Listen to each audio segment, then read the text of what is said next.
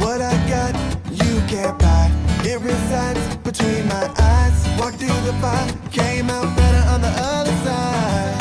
See, life's like a beach if you find the sand. Right now, I feel like $100,000. You are listening to Inspired Insider with your host, Dr. Jeremy Wise.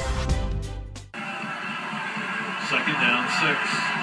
Throwing to the end zone, touchdown. Presbyterian's Joey Gilkey, the tight end. And play fake looking to roll. Griffin and his pass, Gilkey complete. Gilkey hurdles the defender. That could be an ESPN highlight as he makes his way for a first down. Dr. Jeremy Weiss here, founder of InspiredInsider.com, where I talk with inspirational entrepreneurs and leaders like the founders of RxBar. And they sold to Kellogg for $600 million. But I talked to them and how they built that company up. Really interesting. They bootstrapped that. It's amazing. And the P90X founder, Tony Horton, talks about how he made money as a street mime before selling hundreds of millions of dollars. You know, Joey, I love talking about the not so great stories. You know, he would put his hat on the street to make food and rent money. That's how he made money when he went cross country. Baby Einstein founder was a cancer assassin twice. She suffered cancer and beat it. Atari founder Nolan Bushnell talked about how when he was Steve Jobs' mentor, Steve offered Nolan 33% of Apple for $50,000 and why he said no. That'd be a lot of money leaving on the table. So check out InspiredInsider.com for more interviews. The episode today is brought to you by Rise 25, which I co-founded with my business partner, John Corcoran. At Rise 25, we help B2B businesses connect to their Dream 100 clients and referral partners. Not to be mistaken by Joey's Dream 500, which I read. I'm like, I got to talk to this guy because he is a Dream 500. He just showed us up with a Dream 500, and we're like, we're only Dream 100. But we create a systemized incoming referral pipeline which generates ROI using a podcast. And podcasting, for many years, people didn't know this. Podcasting is much more personal for me because it's not just about your business. It's about you leaving a legacy for yourself and your guests. And it was inspired by my grandfather, who was a Holocaust survivor, and he and his brother were in concentration camps in Nazi Germany, and they were the only members of their family to survive. But his words and legacy live on because an interview with the Holocaust Foundation they did with him, and I could watch it every year. I could watch it every week if I wanted to. I do watch it every year, and it's on my About page on my website. So yes, podcasting can help your business, but it also helps you and your guests leave a legacy. And I do personally credit it as the single best thing I've done for my business and my life, outside of meeting my wife, because she doesn't like when I say that, but because of all the amazing relationships I've made. And we handle 99% of the work so our clients can focus on the best use of their time, which is relationships. And our clients will range from a Berkshire Hathaway company to agencies to lawyers, consultants, SaaS companies, and other B2B businesses. And we make sure you get ROI. We've been working with podcasters since 2009. So I believe if you have a business, you should have a podcast, period, kind of like you have a website. But if you have thought about starting a podcast, do it. Email us if you have questions at support@rise25media.com. I am excited to introduce today's guest, and thank you, Ian Garlick, for recommending today's guest and talking about today's guest. And today we have Joey Gilkey, founder of tribeprospecting.com. And what they do is they help businesses land 6- and 7-figure contracts with their Dream 500 clients through account-based selling. And this is an interesting fact. If they don't deliver, they personally buy you a Tesla. And that's actually in their contract. And talk about an amazing risk reversal. You know, Joey, as I read your stuff, I think reading your stuff, describe how you describe your business is a marketing lesson in itself. So people should check out your LinkedIn. They should check out your website. And they have and we're going to break some of these things down. They have a multidiscipline, multi-channel, hyper-personalized, highly targeted, account-based sales outreach to the list of your 500 dream clients over the course of a year. And we will find out more about what that means. And they do what most outbound sales agencies are not willing or able to do.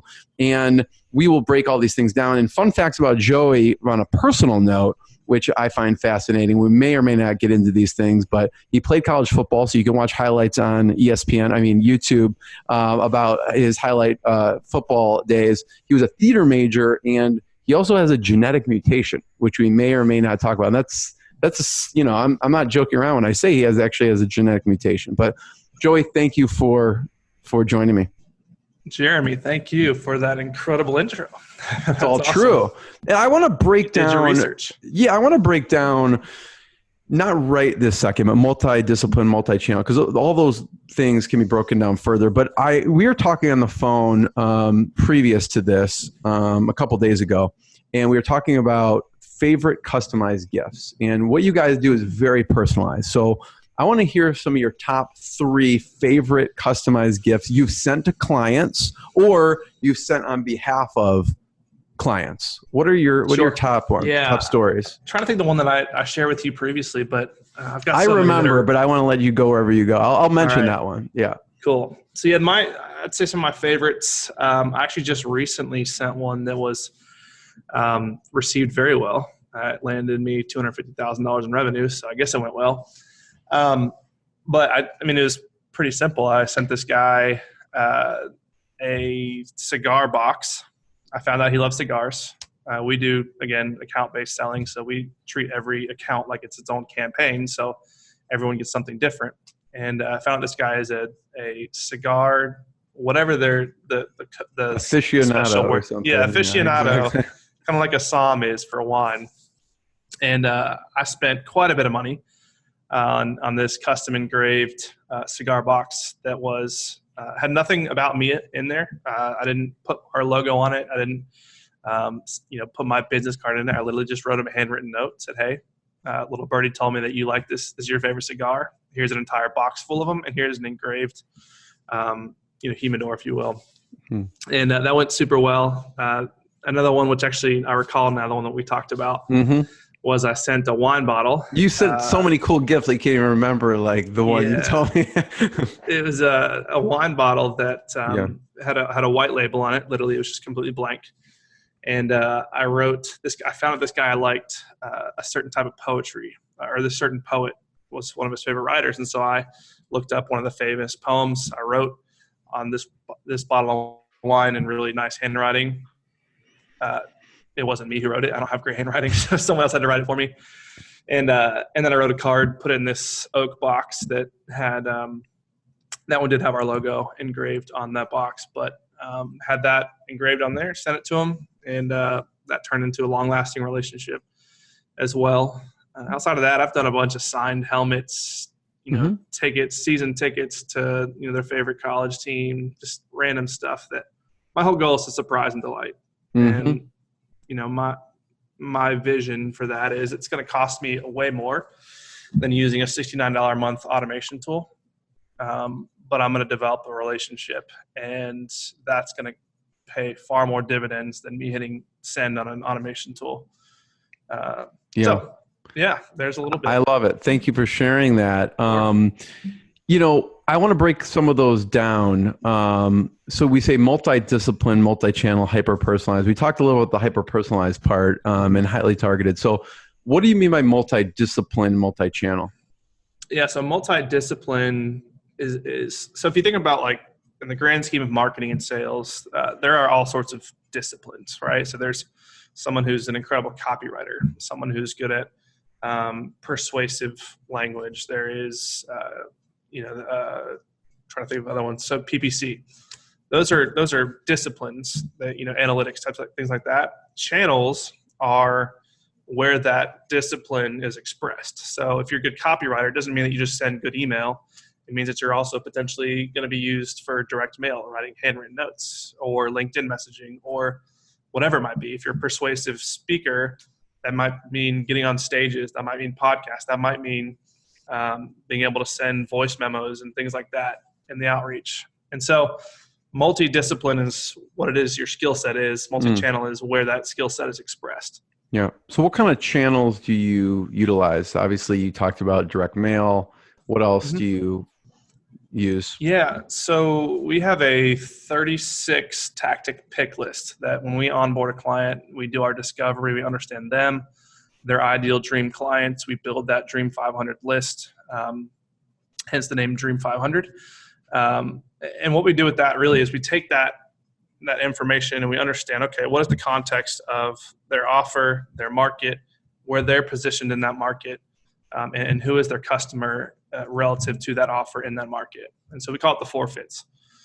But what's really interesting is that uncovers certain tactical things that might be, we're never married to any tactic, right? Like we believe that when you fall in love with a particular tactic or get romantic about a tactic, you're in hot water, because naturally with cycles and technology and trends, tactics expire. And if you're banking on one particular or a few particular ones, then you're going to be in hot water eventually. And so for us, some of those platforms are the obvious. So cold email, cold call, social selling. So that's the obvious: LinkedIn, Instagram, Twitter, Facebook. And then some of the more traditional mediums, some advertising outlets, direct mail. We believe in gifts are incredible for being able to actually get in front of and build trust and authority pretty quickly. And then even like we talked about earlier, like speaking and podcasts and things like that, if we see it as a fit, that might be in part of our roadmap. And whether we deliver that or we have a partner that delivers that, that's usually to be determined in the discovery. How long does it take to help clients figure out their Dream 500? I feel like people would have problem figuring out their Dream 25 sometimes. Yeah. So for us, we're very process driven. So when we onboard a client, I mean, you should see our Asana onboarding. It's intimidating if you don't really know what you're doing in there, but our onboarding is so structured and so process driven. A lot of that is meant to uncover interesting facts and data about you, your company, your market, and your ideal client. And so we'll do everything from intake forms to personality assessments and things like that on the front end. And that helps uncover some little tidbits that are helpful for us. On top of that, we do a one-on-one interview with our director of strategy, who is just an incredible interviewer, and he extracts really valuable information that you wouldn't have thought of yourself. But just through his questioning and things that he asks, he uncovers awesome stories and different little things in the market, which help also define value prop and things like that a little bit more. But it really doesn't take very long when you have a system like we have to develop that. Usually you have an idea of some of your favorite clients you've worked with. And when we say Dream 500, it's usually an intersection of like, who have you enjoyed working with the most? Mm-hmm. Who do you deliver the best results for? And where are your best margins? Mm-hmm. And if at the intersection of all three of those is usually your dream client. Mm-hmm. So it's not only are you going to work with people that love you and you love them, you have trust built there. You also know that you can deliver for them, which means it's going to have a long lasting, a longer time or less churn, higher LTV. Yeah. And then on top of that, where are your margins? So you might love working with someone, but if they require a lot of you and you do extra on top of that and they have scope creep, you lose your margins. So for us, it takes us about less than 30 days to develop that list. And it's usually running in the background of us setting up all of our other processes for the outreach. Joey, do you ever offer that as a separate service for people? Or do they have like just developing Dream 500? Right. Or do they have to work with you ongoing to execute on that? We do not offer that, but I think it's a great idea. Yeah, I think you should. I'm curious of how much you would charge for that. I mean, it's worth a lot of money to the right client. Right. I mean, obviously you want to work with people long term, but I'm curious because I could see a lot of people like, yeah, sign me up, Joey, like for that process. Yeah, it's incredibly valuable. It's a lot of work up front, so it makes sense for you guys to obviously do the heavy lifting, which most people, when you're done with that, they're like, oh my God, that's a lot of work. Like what you've uncovered, it's very valuable, but it's also a lot of work. It is. Yeah. So, and we don't mean to do it this way. But I'm thinking personally, I'm like, I'll hire you for the Dream 500, for our Dream 500, like, so right. You just got a customer for it. Yeah. Nice. I'll take it. We'll talk about currently, but I want to go back in time because how, you grew up shaped how you are now. And, so, I mean, we don't have to go as far back, but I want to hear at least how you thought you were going to go into the ministry, right? Yeah. At some point. And I don't know if something, childhood wise shaped you, your parents as far as entrepreneur, were they entrepreneurial or how did you get that bug? No. Yeah. So both ministry and entrepreneurship were not necessarily inherited. I didn't grow up in the church. I also didn't grow up with entrepreneurial parents, but I did grow up with very driven parents. My dad is incredibly successful. He works at Home Depot and does really well there. He's pretty high up in the headquarters there, doing national sales for them. So I have always gotten a drive from him.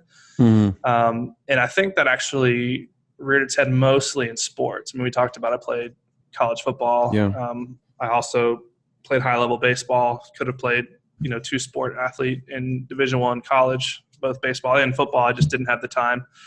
It's hard enough to have time for that. Yeah. Was your dad an athlete, or where do you get that? Yes, incredible athlete. Yeah, my dad played minor league baseball. Blew out his knee. I believe it was either the Florida Marlins or the New York Mets minor league training camp. Did he play? I believe he's center field. Okay. He was center fielder. I was a little bit huskier of a fella. I'm 6'3", 245 What'd you play? pounds. Third base? What? Third base. Yeah. Third base. Yeah. Yeah. Nice guess. So how did football shape you then? Just discipline-wise? Man, it shaped me in a couple ways. I would say, yes, discipline. I have my wife, it drives her nuts. I cannot be late to things. We used to have this thing called sunrise, which if you were ever late to a class, late to a meeting, ever got in trouble for whatever reason, you had sunrise, which was essentially 4 a.m. On the pond, which is the Ponderosa at our college. And 4 a.m. you're there until the sun comes up, pretty much. So what do you do? And it's the You're winter. Supposed to run or what? Running would be nice. No, it was so there used to be a group of people. I only went twice, and I learned my lesson after being late. Never twice. late again. Yeah. I thought I would have learned after the first time, but we did this one time, and it's different every time. Sometimes it's you have to bear crawl and pull rubber tires with you in your bear crawl. Wow. Which is terrible. The other one was these sleds. They're about 250-pound sleds, and they would make the linemen, you'd essentially have to push it 100 yards with people on it. And then for a total of the equivalent of a mile. So to do that, I don't know how the yardage there, roughly 2,000 yards. So 20 down and backs on the football field. That was brutal. I learned my lesson. So I can't be late. So that's one thing discipline-wise. I think also just by the nature of being in an environment where it's extremely good athletes. Yes, I'm competitive. I'm extremely goal-oriented. I'm still a Division I record holder for my position, and I think a lot of that I could attribute to. For what? What was the record? Total touchdowns in a career for a tight end. Wow. For my division. So that's a fun little tidbit as well. But I think what I probably took away most from college football and football in general was the exposure I had to different upbringings and cultures. So I have a huge heart for, and I can attribute to football and my teammates, inner city kids. So, the ages of 14 to 22, guys who are kind of in that critical point in their life but don't have a support system. And that has carried me into how I interact with the inner city now and how I even hire some positions that, are reflective of my desire to care for that community. So what did you see? What did you see? Was this in high school or more in college? More in college. So athletes come all over the world. A lot of them are, inner city minority kids who come from a rougher background. And so what I saw, one was a lot of them didn't have father figures, which comes with a whole host of issues. The second was even after graduation, a lot of guys who had the same degree as me go back home where they don't have a support system, they don't have connections, they don't have a network. And they end up working a job they could have got without the college degree. And, I think that was something that really, it really shaped the way I view. There's a couple of books I've read too. One's called When Helping Hurts, talks about just the difference between socioeconomic statuses and the issues that minorities face that maybe someone like me who grew up fairly middle class white kid, in the suburbs, at least for the latter half of my childhood. And just the difficulty that they have, things that we don't really see from the outside looking in. And I think I finally got to see it a little bit as I followed a lot of my teammates who I grew very close to after college, and saw a lot of them fall into careers and even crime with a 4-year college degree from a private liberal arts school that paid them $52,000 a year for a scholarship. And it went to waste. So I think it's a passion for me to try to bridge that gap a little bit. It's very difficult. Yeah. So you feel like the support system was huge, and when they get into that environment in college, and then, because I do have this in my notes to ask about this, because I know, you do like to hire and have, people in the inner city and give them a shot when maybe other people aren't giving them a shot. I do. Yeah. I like to think that I have my own internal, feeder program, if you will, that I'm trying to develop, where, I have one guy specifically right now who, he doesn't know this, so hopefully doesn't listen to this, but, I hired him because I saw a lot of potential there, and he is gifted in his creativity. It just needs to be hopefully he does listen to that. Yeah. But I think I'm paying a lot of the reason I'm paying him. I don't necessarily need his position as much as I'm paying him for, but I'm paying him to keep him around so that I can continue to mentor and facilitate. Like, my goal for him is to go back to Memphis, where he came from, and take the skill sets he learned, both in his craft, but then also how to run a business. My goal would be 2 years from now that Ron leaves and starts his own business in Memphis, and he hires some of his old, community members, and he creates a living just like I'm creating a living for people. That it's essentially a pay it forward type of thing, where he goes back and impacts his community. Because at the end of the day, there's something called the white savior complex, where what is it? The white savior complex, where it's almost like we, as white, I don't want this to be offensive, and I don't want to get into a race thing, but I think oftentimes we think we can go into an inner city community minority and make the most impact, right? It's that white savior complex is what they call it. But what I've actually found is I think that the most impact comes from raising up indigenous leaders. And you can look at it from a mission standpoint too. If you believe that you, the white man, go to Africa in a certain village and you're going to make the most impact, that's probably not the case. You have to raise up a local leader so that when you leave or when you depart, they're there. Not a huge void. Exactly. So that's my vision, is to raise up indigenous leaders. And I think a lot of that comes in the form of business and jobs, and helping the economy by giving people skill sets and giving them opportunities that, maybe they wouldn't have gotten somewhere else. Yeah.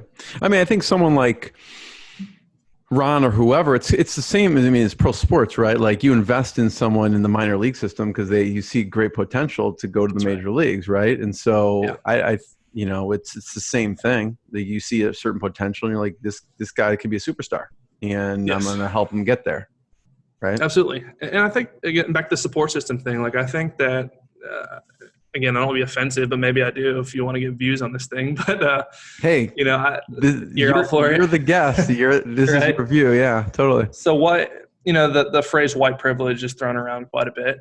And I think there's a lot of misunderstanding around what that term actually means. And I think that it doesn't mean that you didn't work for what you got. It doesn't mean that Joey didn't have that competitive drive and that desire to be excellent. And that's where how I got here. I think white privilege means that sometimes we just have different starting lines. We're all running the same race, and I might have had a little bit more opportunity. I may have had a little less people look at me and question, my upbringing, et cetera, because I grew up as a white middle-class kid who played football and, went to a decent school and all these different things. There's not as many stigmas against me necessarily as there might be. Would someone argue with you on that? Yeah. Oh, yeah. I think they would?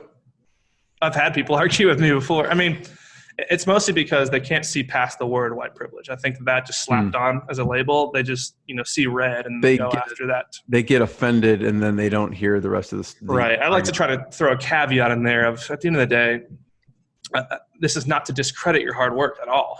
I just want you to see this from a perspective of maybe there's different starting lines, and we're all running the same race, and we can all get to the same finish line. Yeah. But the starting line might be a different place. And so I think it's an encouragement, to both sides of the party, I think. But that's no, I my appreciate view you sharing on it. No, I appreciate you sharing it. And because when I was doing research on you, Joey, and you talked about shifting away from the ministry, you used an expression that you said, I experienced poverty, while you were in the ministry, or yeah, right. So I wanted to find out more about what that means. What did you experience? Sure. Yeah, and I'm super thankful for it. So for me, after college, I did go into ministry for a little over a year. Actually married my wife, who was in ministry, full-time ministry for 7 or 8 years.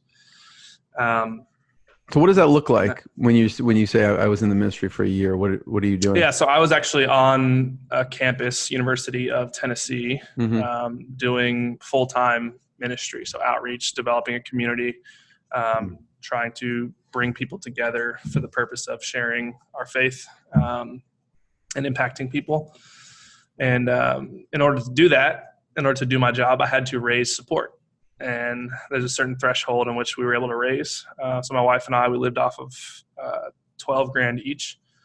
So $24,000 over, a little over a year together. And so I got to learn what it looks like to live a little bit under I was on Obamacare. It's pretty cool. I paid $90 a month for 100% coverage and no deductible. It was great.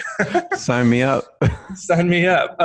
No, in all seriousness, it taught me a lot. It taught me a lot on, one, valuing the dollar. It also taught me that I don't need as much as I think I need, and material things do not equate to happiness. I think that money solves a lot of problems, but I don't think it solves the overarching problems that we all, strive for.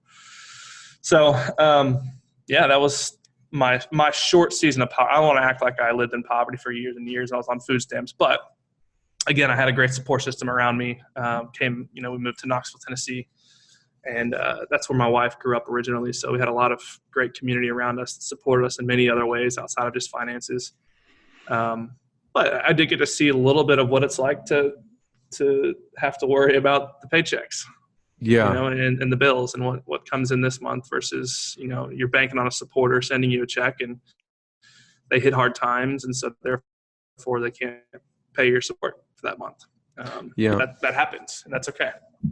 So fast forward to today, but just give me some of the highlights on what your career has taken you. Okay. Yep. So like from the ministry, give me some, and I know from 2 book recommendations that you love, Go Giver and Challenger Sales. I think it's called the Challenger Sale. I heard you say this and I went out and listened to it. And because you were a rock star salesperson, that's kind of where you started. Right. And so I would recommend anyone check out that book if you have an organization or you yourself want to get better. That is an amazing book. So thank you for recommending. Sure. Yeah, that book has been revolutionary. Yeah. So what did you take out of that book, The Challenger Sale? Oh man, I think that changing the psyche around, I was a psychology major, so I love psychology and consumer behavior and stuff like that. But the psyche around decision-making and purchasing, like why is it that people purchase? And oftentimes the Challenger Sale, a lot of the premise of this book is there's so many different types of salespeople, and I forget exactly all 5 or 6 of the categories. It's like there's a relationship person who you'd think would be the lone wolf, the best person because they have the best relationship, but actually was not. And the lone wolf was one, and then there's a couple, but then there's the Challenger sales person. Mm-hmm.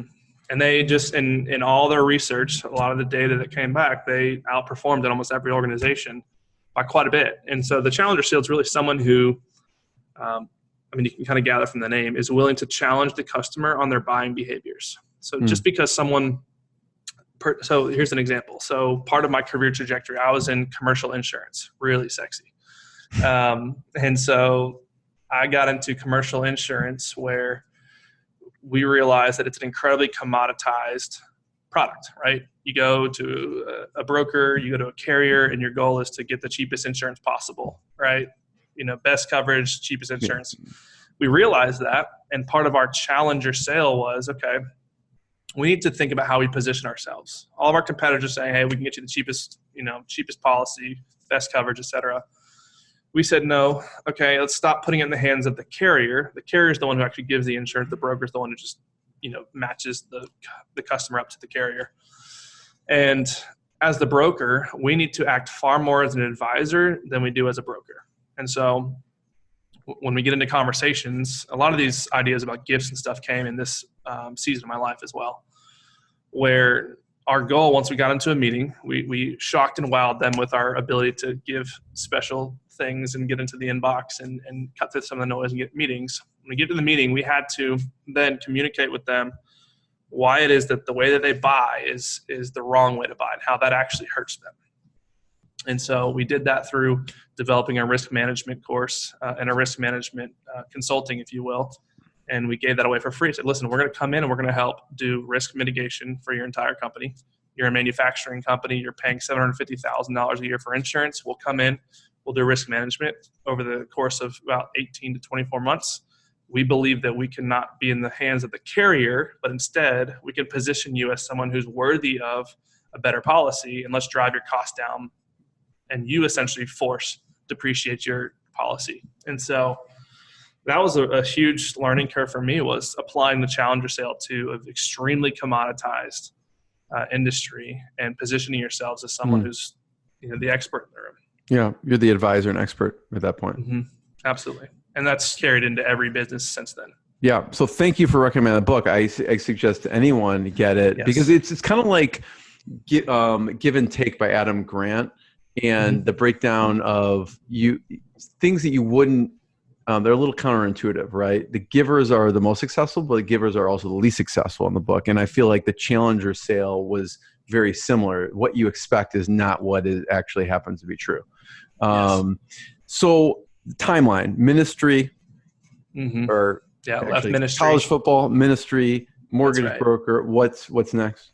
Yeah. So I went ministry, and I left that because I had an incredible opportunity. At least at the time, I thought it was incredible. And then you're like, I met my wife. I'm out. No, I'm just kidding. No, I met her before, and that's like we went into it together. Oh, gotcha. And did it for a little over a year. Did some really awesome things in it, but I just felt this pull towards the workforce and a random relationship that I don't even remember. I can't even think back to how I got connected with this guy. Very well connected in my city. Ended up connecting me with someone else, and it was kind of a chain of connections. And I ended up landing a job or getting an offer for a job that I was like, this is a pretty sweet gig.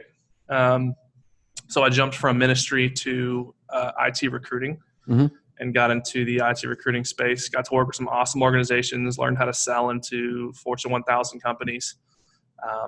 Companies like Scripps, who owns HGTV and the Food Network, Pilot, which is one of the largest gas station chains, and then some other really large organizations, Team Health and stuff like that. So I like going through this because this is the path that leads you to today, right? I mean, all of these things, you pick up things of what helps you launch in a very short period of time when you did launch to like a 7-figure and beyond company. So that didn't happen overnight. So anyways, so IT recruiting. IT recruiting led me then from there. I had a connection with the guy who essentially poached me and said, hey, we're changing some things about the industry we're in, and that's commercial insurance. I want you to come be a part of my team, and we're going to team sell into some of these massive whale accounts. That was incredible. That's where I would say I learned the most about sales in that job. Heavy commission role. It's all about the grind. And but something about the guy who mentored me, who's kind of above me there. And I wish he and I were still on speaking terms. We're not. But I want to thank him a ton. Did you tackle him? What'd you do? Yeah, I'd give him a stiff arm. What did he teach you? So he introduced me to challenger sale. He introduced me to what it looks like to never be desperate for a sale, even if there's a ton of commission on the line. And I think that has served me more than anything that I have learned in my career is there will always be another deal. And he who is the least desperate for the sale is typically the one who has the most authority in the room. It's easy because he knows he doesn't sometimes though, Joey, right? I mean, it really is. How do you get in that mindset when you do really need the sale or want the sale? I think it's hard to get there. As a 24, 25-year-old kid at the time, for me, it was hard to get there until I saw it happen a couple times. And then when I actually experienced what it looks like to be an authority in the room, even though you're a 24, 25-year-old kid and you're in a room with, we have a city near us called Oak Ridge, which is they call it the secret city. It's where it's a lot of Department of Energy and nuclear war, or nuclear weapons are developed. And there's just some high influential people. And I got to get into rooms with those folks and network with them and had them actually look at me with a little bit of authority. I thought was very interesting for a young kid. And once I started experiencing that for myself, I started to gain confidence in this sales thing is not as hard as they make it out to be. It's all about, one, being able to get the attention. And then two, when you get the attention, becoming the authority pretty quick. Mm-hmm. And you do that through the challenger sale, through helping educate them on how they're currently buying and how that's inherently wrong. And then having examples there, and then being able to just persuasively ask. I think that a lot of people, it's so simple, but a lot of people fail in the portion where it's like, hey, you've provided authority, you've built trust, you've done all these things, now ask. Where did you learn persuasion? Persuasively asking, did you study it in direct response or copywriters or anyone who? Yes. Well, yeah. So I started to get a little bit more into copywriting at that job, actually. So I think that there I started to learn when I got into these meetings with these, massive manufacturing companies and got to see kind of how they run their business and how they make decisions, and how I had to somehow, as a 25-year-old kid, persuade this guy who's, bought a certain way for 50 years. These manufacturing companies are family businesses usually that have just blown up. And to sit in the room with him and be able to convincingly tell him that he's wrong and do it in a winsome way that doesn't hurt or damage the relationship, but instead provides value. I think I just became a student of sales. I became a student of people, psychology to some degree, understanding how people make certain decisions and why they make them. And really understanding for the first time what an ICP is, an ideal customer profile. Demographically, that's obvious. Size, location, decision maker titles, et cetera. But psychographically, what does their day look like? What does the CEO of a manufacturing company's day look like? What are his goals? What are his pain points? And what happens if points aren't solved? AKA, what are the consequences? And then it's, what are the objections? So never go into a negotiation without understanding both sides' wants and needs. And then, or at least trying to understand the other side's needs. I think that has probably made me the best negotiator, if you will, or persuader. Is just, I think that empathy is huge in the sales process. Humanity. Yeah. I mean, it's funny because so one of the people I interviewed, Chris Voss, who wrote Never Split the Difference. And I thought that book, I don't know if you've listened to it or read it, but I have, yeah. Yeah. I mean, you also think you're going to be coming out learning the opposite of what you do. And essentially his take home point is empathy. Exactly what you just said, right? Yeah. Actually having empathy. Not a hard sales tactic, but it's empathy. I think all business comes down to empathy. I think that all facets of business comes down to understanding and putting yourself in the shoes of the consumer.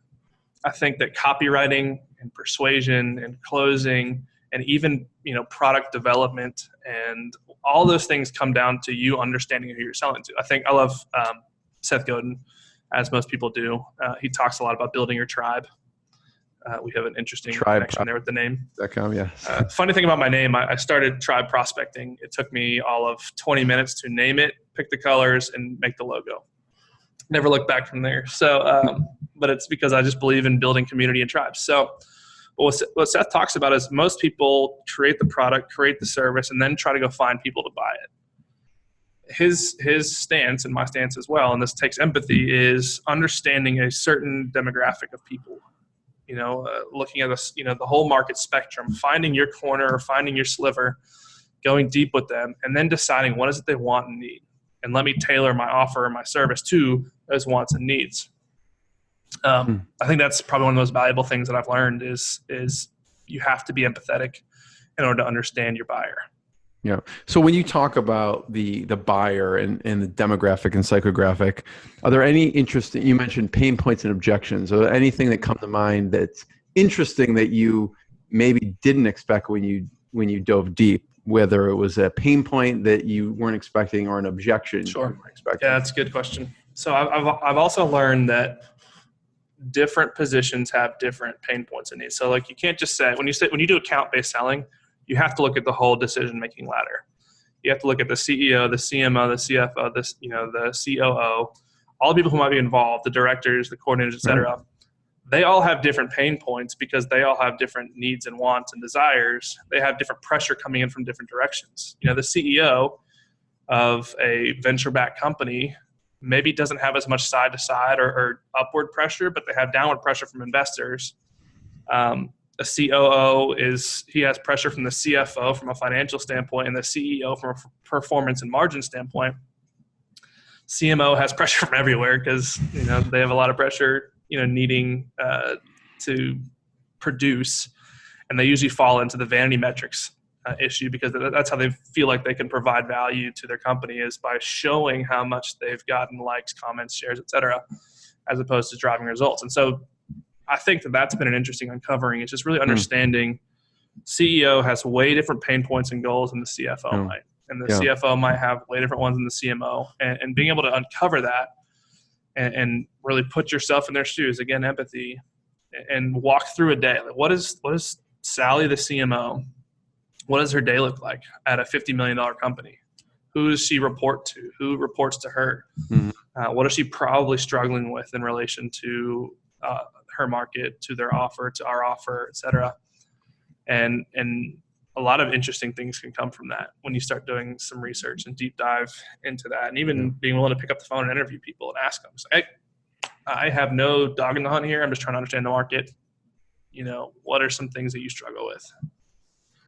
Thank you for sharing that, Joey, by the way. I mean, when you put it and break it down like that, it's like, it's not so simple anymore. There's a lot of pressures coming from all directions, and not understanding that at a minimum hurts you. Not you, but anyone. So I want to talk about, I geek out on direct response marketing, copywriting, mail, and, your tagline, your offer, value proposition is amazing, and your risk reversal is amazing. So I'm curious how you came up with the Tesla risk reversal and walk through what that actually is, because it's in your contract, apparently. Yeah, it is. Yep. So, I mean, for one, people always talk about money back guarantee or 30-day guarantee, whatever. We wanted to say, I'll backtrack. We try to push up against as many norms as we possibly can. So if the industry's doing this, we want to do that. And if they're over here, we want to be over there. And so that's our goal, is to always push up against the norm. And so we were saying, okay, even down to our guarantee, we know that we can deliver. There isn't a shadow of a doubt when we're as process driven as we are, and we have as many, what I would call phenoms or experts on our team, there's no way that we won't deliver on this. And the data shows that we've run 400 and probably 50 something campaigns now for over 120 something businesses. I think our website's outdated in that regard. And so all that data shows that we can deliver. And if we feel that strongly about that, then let's look at the consumer. What's important to them? They want to know that they're not the only ones putting something on the line. From a psychological standpoint, they want to say, hey, I'm taking a bunch of risk here by giving you, 5 figures a month to work with us. What are you doing? Because you could just say, it just didn't work out. At the end of the day, I still made $150,000. Didn't work out for them too bad. And when we say, no, listen, you're putting something on the line. So we believe so much in what we're doing that we're willing to put some money on the line and actually lose money in this, And so when it actually breaks down, we actually stand to lose more money than they do. And so I think from a psychological standpoint, that's one, it's a trust builder. For two, it's something tangible. So we choose Tesla as more of a placeholder, but that's legitimately, like, we talk about that in the sales process with them. Like, hey, our goal is to never actually have to buy you a Tesla. You don't want a Tesla from us because that means we didn't deliver. I don't want to give you a Tesla because that means that I just went negative on your account. But whatever it is you want, whatever it could be a Tesla, it could be something else. Let's define what's important to you. What's your dream car? You want the dream 500. You want the dream business. What's your dream car? Or something that's important to you. If it means I have to cut you a $90,000 check, I'll cut you a $90,000 check. But let's put something tangible on the line here that I'm going to work together with you for you to acquire if this doesn't go well. And I just think that it puts something tangible in front of them and says, oh, it's in the contract. He's, because the money back guarantee thing is always funny. Yeah. I think what were the other things that went through on the chopping block? I'm curious. So money back. Things that we're that you decided not to do, but you went with the Tesla. What did we? I mean, we kicked around a couple different things. One was like sending their executive team on a vacation.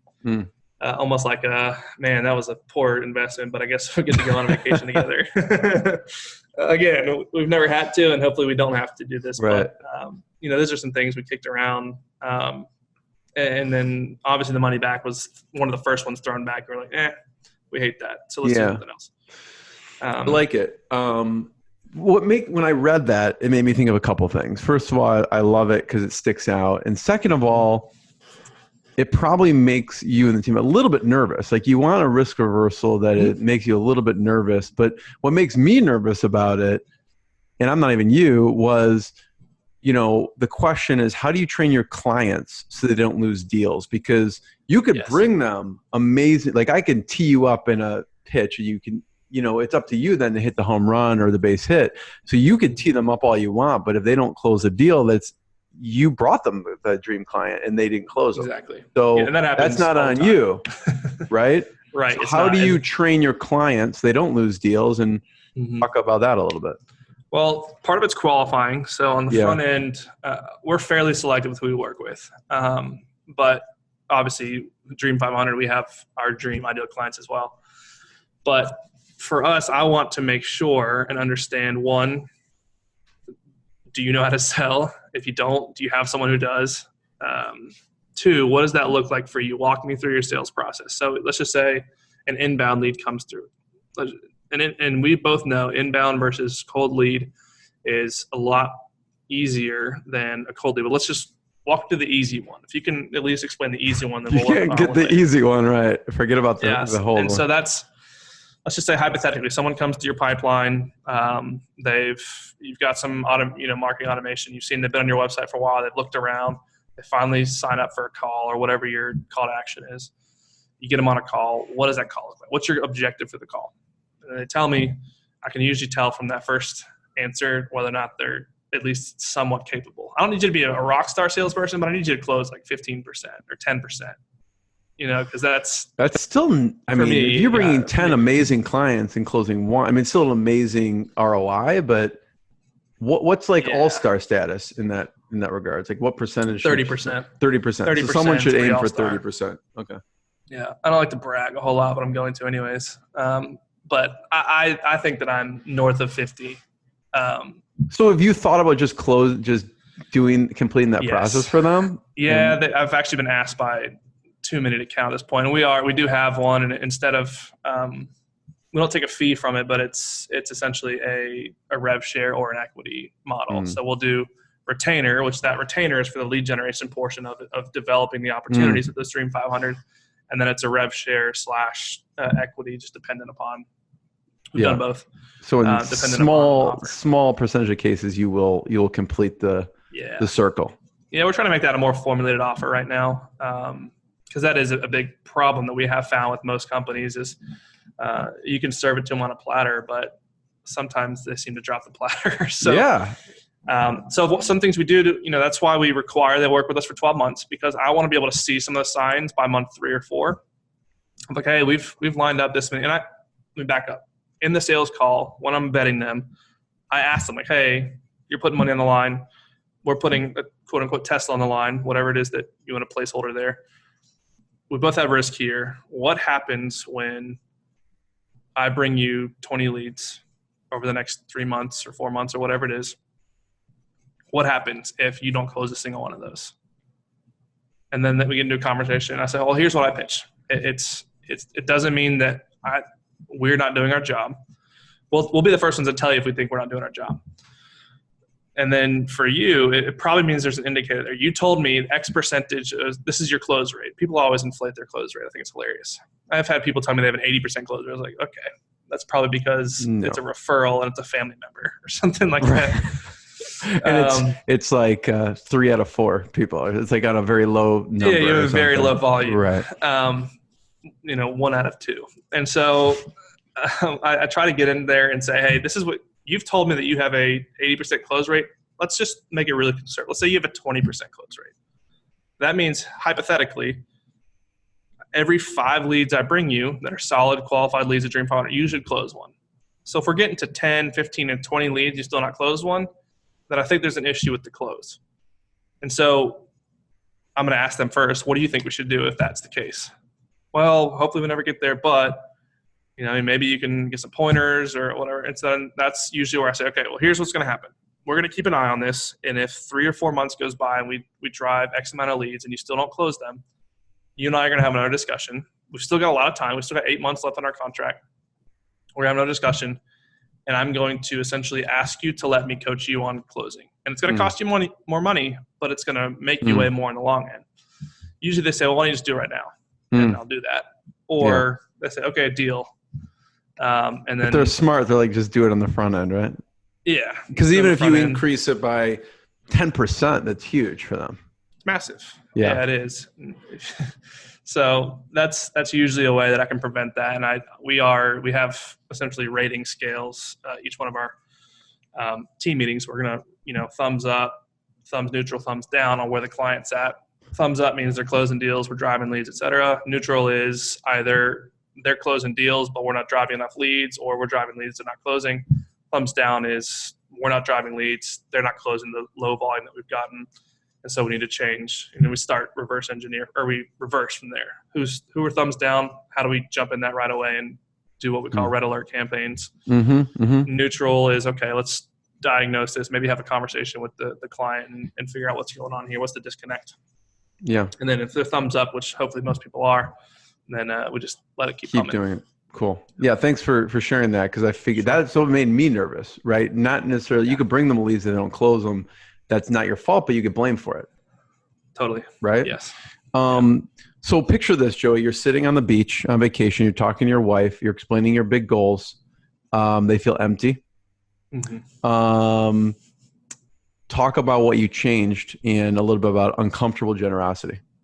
Sounds familiar. You've done your research again. So yes, actually sitting on the beach, Coronado Island, right off San Diego. And I had just gotten back. This was a year or so ago. I was on a retreat. I have this group that I lead locally called Business Professionals 2.0. And it's really just a small group of entrepreneurs who are faith-based, integrity-driven, want to do both really quality work and do it with a purpose. And we go on these retreats at least annually, if not multiple times a year. And in January, we came back. We went to this retreat. It was incredible. We shot guns. We stayed in this awesome cabin, and we did this exercises on, different things we're trying to learn, what are our goals and stuff like that. So we set our short-term, long-term, and our BHAG, big, hairy, audacious goals, Jim Collins. And I came back with all these incredibly lofty goals that I was stoked about for a little bit. And I came home and I started mulling on them. And I thought more about it. And I sat there with my wife on the beach about 2 or 3 weeks later in San Diego.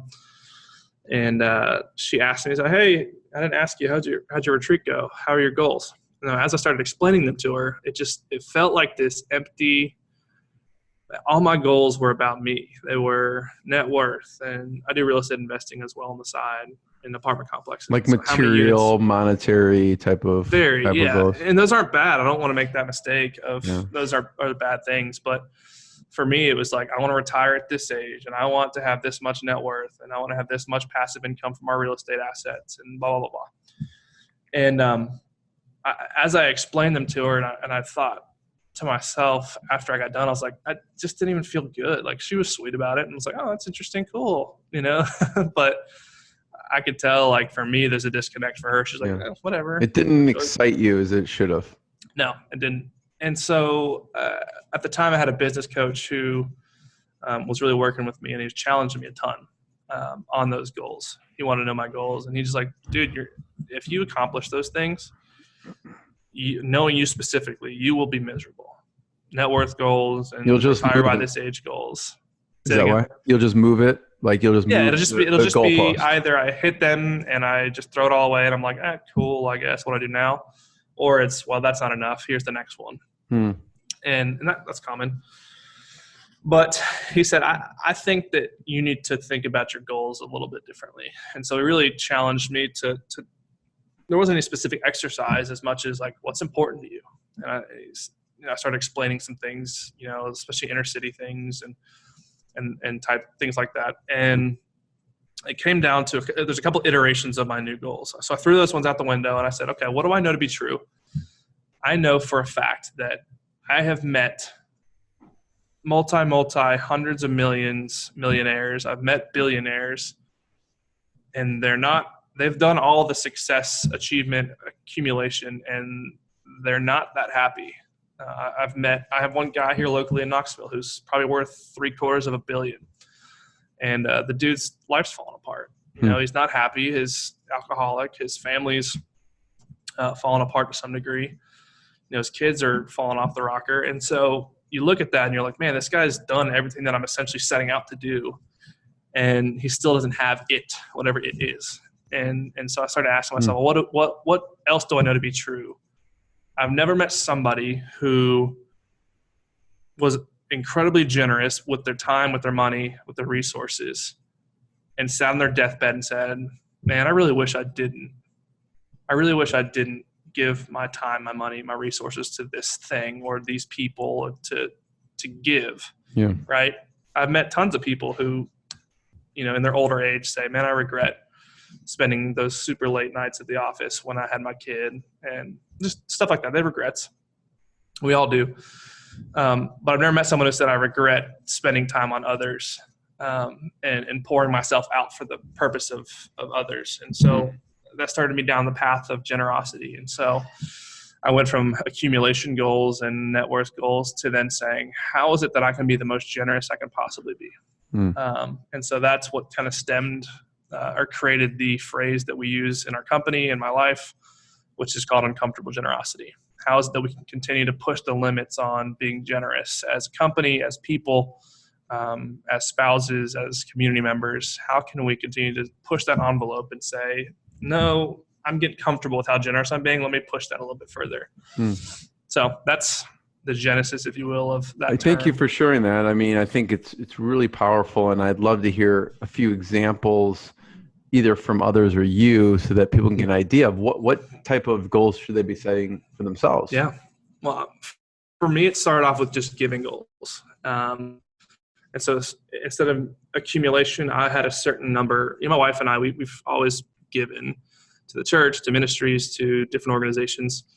But it's always just kind of been like, well, this is an okay percentage to give, so let's just go ahead and give that. It feels comfortable. Instead of that, I think we said, you know what, let's pick a number that's lofty, like just more than we've even made in a year.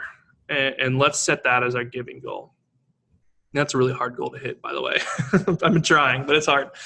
And so started as a number, and then the number stayed, but for me, it became far less about the number. I don't want to say I'm going to give, $250,000 away this year for the sake of saying, checking that box off that I gave, so I could feel good about myself. I said, okay, I want to give $250,000 this year so that I can impact this, or I can impact this ministry.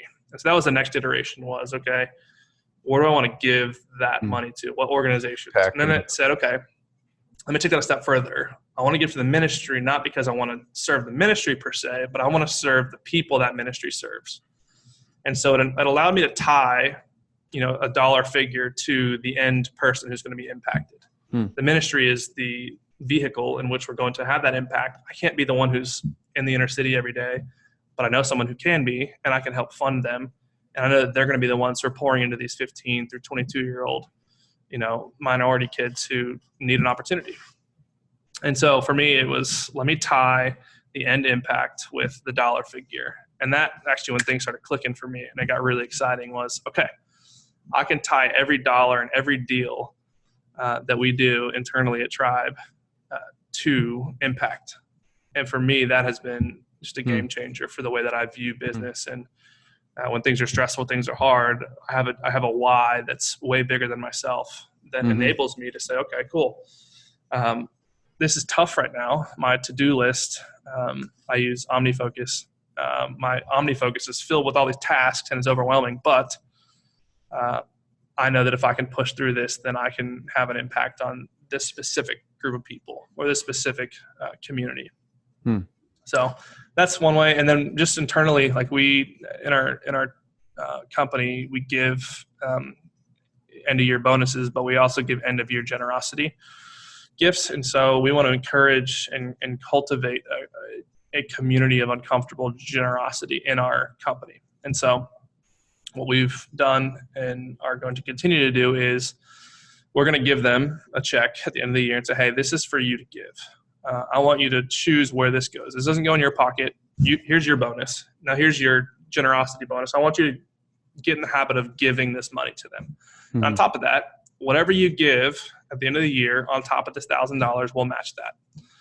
So let's say, here's $1,000, give it to wherever you want. If you say you want to give $1,000 of your own dollars, then I'm going to cut you another check for $1,000. So you're going to give a total of $3,000 to this organization because I want you to get in the habit of giving and seeing what the return is there. It's not an investment that's going to yield monetary value, but it's going to yield impact and it's going to yield purpose. And I want you to feel that.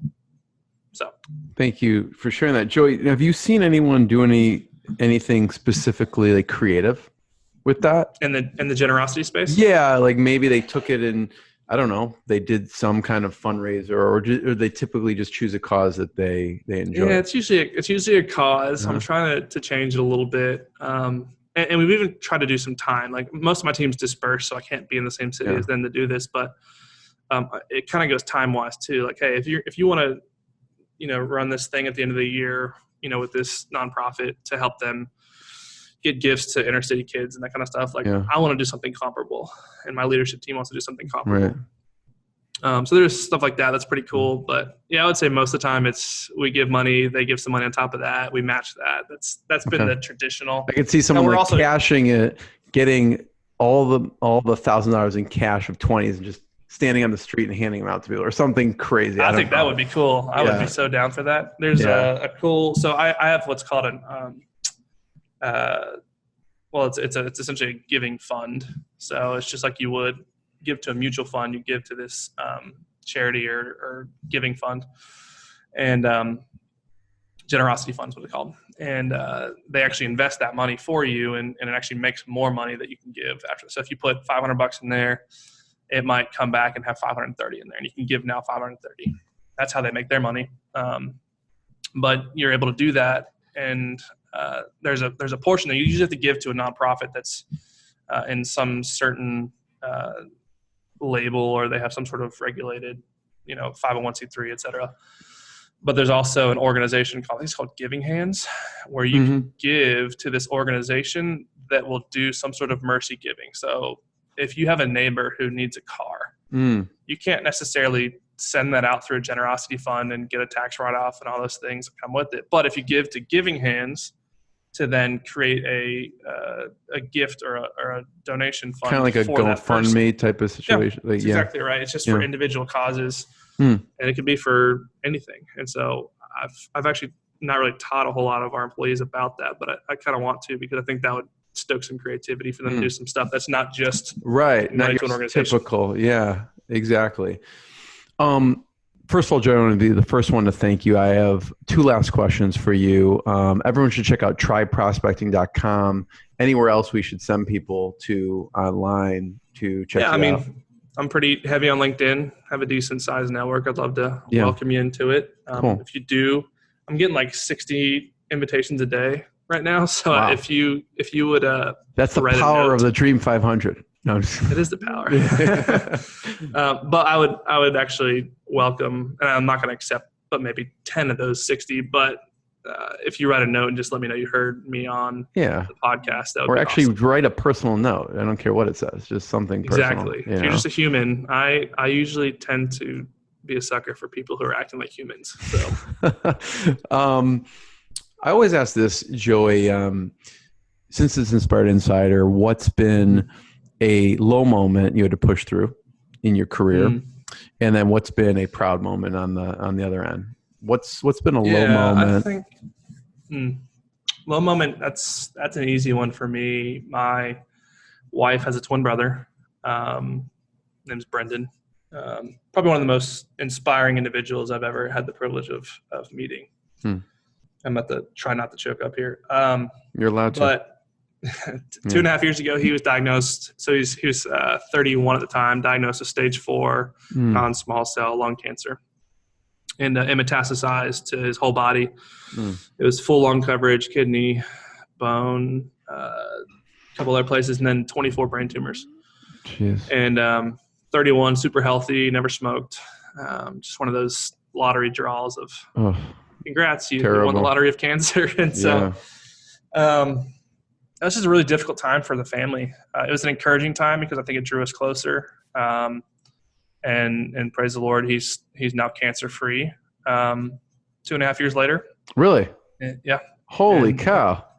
In way better shape than I am. Yeah. The likelihood of him being alive is a percentage of a percentage. But we did some crazy research. We felt like we were introduced to some people that we didn't deserve to be introduced to. And we had an incredible team kind of help push him through this difficult diagnosis. And it was a hard time for me because it just being transparent, it forced me to start questioning what I believed about, my faith and people who had, he at the time was 31 years old, has 4 kids under the age of 6, beautiful wife. He's a leader in the church, like all these good things. And so it at first was really challenging for me, and it bled into, does God exist? Yeah. Just kind of like, does he even, if he does exist, does he care? Like, or are we just all existing here for the purpose of his pleasure? And I came out on the other end of that saying, absolutely not. I'm more convicted about my beliefs. But it took me walking through some difficult things with me and my family, my wife's side, to really realize that. And I think in the time where it was the low, you asked the question about being the lowest, it was just questioning that. And when I question that, which I believe is at my core, and that's my faith and my walk with the Lord, for me, as I questioned that, it bled into my physical health, my work, all these different things, aspects of my life. It bled into that. And it led me down some depression paths of just, why am I doing this? I wouldn't say I ever got to the suicidal stage, but I definitely, I was depressed and I didn't really understand. I didn't have any emotion. I was starting to balloon up, eating everything in sight to comfort, and, started abusing, alcohol a lot more and stuff like that. So I think it took me walking through that to come out even stronger. And I would say I didn't become stronger because he was healed. I became stronger because I was forced to face questions that maybe I hadn't asked myself before. And yes, him being healed, and yes, him going through that difficult time and watching his wife and 4 kids have to walk through that. And my wife, who's his twin brother, which you can imagine the relationship there. Right. It was just really difficult. It was a dark time. And so that was a low point. It was met with a high point, obviously, of him being cleared of any evidence of disease, and he's in better shape than I am. Pretty amazing. He's got a great life. What did you change afterwards, after going through that? Well, it was, I could see, be like, listen, I give up. Like, forget about this hard work thing. Let's just go on a beach somewhere and relax. But that's not in your DNA. That's not honestly, your DNA. But it kind of did, though. When you look at my goals at the time, so I walked through. He was diagnosed 2.5 years ago. I'd say that the next year and a half was really wrestling and having hard times. And that's when I started developing these other, self-centered goals of just accumulation, and all these different things, again, aren't bad. And I would say all at one time, it's just this tidal wave of change for me of like, no, I'm so convinced of what I believe. I believe that God is for our good. I believe that these things are gifts in disguise. Like he would even say that. And that's been encouraging to watch him walk through, is like how strong he stayed through the whole thing, and stronger than most people around him who are trying to encourage him. And I don't know what the original question was, but I think it was. It's how you changed, and it sounds like you changed your goals and how you thought. And it's still a wrestle. Yeah. Still wrestle through things, and now it's, I let work get ahead, and I don't take care of my body, and I'll eat what I want to eat instead of eat what I should eat, and do those type of things. And it's just a process. I think this life is a process, and there's a lot of different iterations that we'll go through in our life of changing things and growing as humans. But I'm super thankful for that time. Yeah. Thanks for sharing that. I mean, we should all, it just makes us think about being grateful, being appreciative for what we have. And so, I appreciate you sharing that story. Though it's hard to share, I'm sure. A proud moment. What's been a proud moment in your career? Proud. Man, this has been this year, I think. Obviously, the diagnosis coming back with no evidence of disease back in February was awesome, or January. But I think outside of that, really proud moment for me was just it's kind of interesting. I've been able to look at the team that I've built, especially the leadership team. I'm incredibly humbled and thankful that I've built a team of just rock stars. And I can't necessarily attribute that to me. There's been people who've made incredible introductions for me, and stars have aligned in certain ways to where I can land some of these key players on my team. There's a moment, I can't think of the exact day or when it was exactly, but it was a little while ago, sometime this year, where I sat there and I just kind of sat back. I was like, I just don't deserve a team like this. Like, this is incredibly humbling that people would want to leave their careers, the two guys I'm thinking of specifically on my leadership team left their actual business. They were running a business. One was an operations consultant. He's essentially a fractional COO. And then the other is essentially an incredible world-class copywriter who ghostwrites for people all over the country, names that we know. And they said they wanted to give that up to be a part of what we're growing. And that was just a humbling moment to sit back and say, wow, there's something special that we're doing at Tribe, and people want to be a part of it. And I certainly don't deserve it, but I will take it and be grateful for it. How did you relinquish sales? Because I would think was that a really hard thing for you? Internally? Yeah, internally. I being honest, I still love it. I know, but you don't probably do it as much as you did. No, I close deals, and I develop the relationships. I hate doing this, but I'm flying down to Savannah, Georgia here in a couple of days just to go pitch for one 24-hour period. But I feed off of that. I love closing. But yeah, outside of that, the good thing about being an outsourced account-based sales organization is I have all the resources internally to do it for myself. So we can scale me by doing what we do for our clients, but doing it for me. And so I actually don't mind. The only thing I don't like about me relinquishing a lot of the top of funnel sales, so lead generation, that kind of stuff, is I feel like I start to lose a little bit of what's going on Finger today, on the what's pulse. working. Yeah. And so I have to, on a regular basis, re-engage my team to kind of ask them, like, hey, what experiments have we run lately? What are we doing? Also, this is something we're launching soon called Lead Lab, which is really just, we're essentially going to compile all of our resources and processes and experiments into a free membership portal that people can join. So they can look at experiments that have failed and experiments that have succeeded and stuff like that. But yeah, I have to have my team kind of educate me still on what's working and what's not. Because what was working 2 years ago when I was doing a lot of the copywriting and the actual sales was not anymore. Yeah. I mean, the fundamentals is probably similar, but there may be some, So tactics come and go. But fundamentals, being a human in the sales process, I think that's one of our key core values is just be a human. So that no matter what the medium is. Yep. Thank you. Thank you for sharing your expertise, your wisdom, your journey. Everyone should check out tribeprospecting.com. Check out what they're doing. Maybe we'll convince them just to offer the Dream 500. But if not, just if you want to actually engage with the Dream 500, contact them. So thank you so much. Awesome. Thank you, Jeremy. I appreciate it. What I got, you can't buy. It resides between my eyes. Walked through the fire, came out better on the other side.